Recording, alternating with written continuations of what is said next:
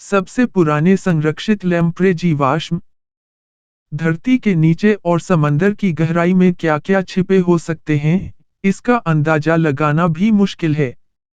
ऐसे में कभी कभी खोज के दौरान कुछ अजीबोगरीब चीजें मिल जाती हैं, तो बड़ी हैरानी होती है। चीन में हाल ही में कुछ ऐसा ही हुआ है। यहाँ वैज्ञानिकों ने 160 मिलियन वर्ष यानी 16 करोड़ साल पुराने माने जाने वाले जीवाश्मों से लैम्प्रे की 2 नई प्रजातियों की खोज की है। लैम्प्रे एक प्रकार की मछली है, जिसके जबड़े नहीं होते और ये करंट पैदा करने वाली ईल मछली की तरह दिखती है। लैम्प्रे मछली को परजीवी जीव भी कहा जाता है, क्योंकि ये अपने शिकार को पकड़ती हैं और उसका खून चूस जाती हैं। इस वजह से इन्हें पानी का वैम्पायर भी कहा जाता है। मीडिया रिपोर्ट्स के मुताबिक चीन में लैम्प्रे की जिन 2 प्रजातियों की खोज की गई है, वो न केवल अपने शिकार का खून चूस रही थीं, बल्कि खाने के लिए उसका मांस भी निकाल रही थीं।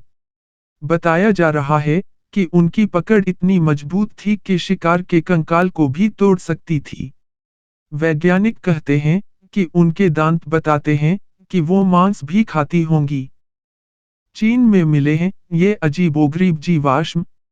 रिपोर्ट्स के मुताबिक उत्तरी चीन के एक जीवाश्म स्थल से लैम्प्रे की इन दोनों नई प्रजातियों के जीवाश्म की खोज की गई है।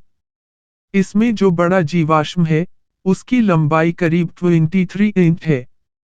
वैज्ञानिकों ने इसे यानलियाओमाइजोन ऑक्सीजर YANLIOMYZONOCCISOR नाम दिया है, जिसका मतलब होता है हत्यारा। वहीं छोटे जीवाश्म की लंबाई करीब 11 इंच है और इसका नाम यानलियाओमाइजोन इंजेंसडेंटेस YANLIOMYZONINGENSDENTES रखा गया है।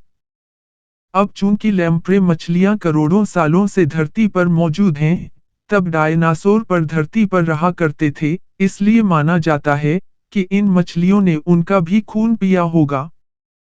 वैज्ञानिकों के मुताबिक सबसे पुराने संरक्षित लैम्प्रे जीवाश्म करीब 360 मिलियन साल पुराने पेलियोजोइक युग के हैं। इन जीवाश्मों से पता चलता है कि शुरुआती लैम्प्रे काफी छोटे होते थे, जिनकी लंबाई लगभग 1 इंच होती थी।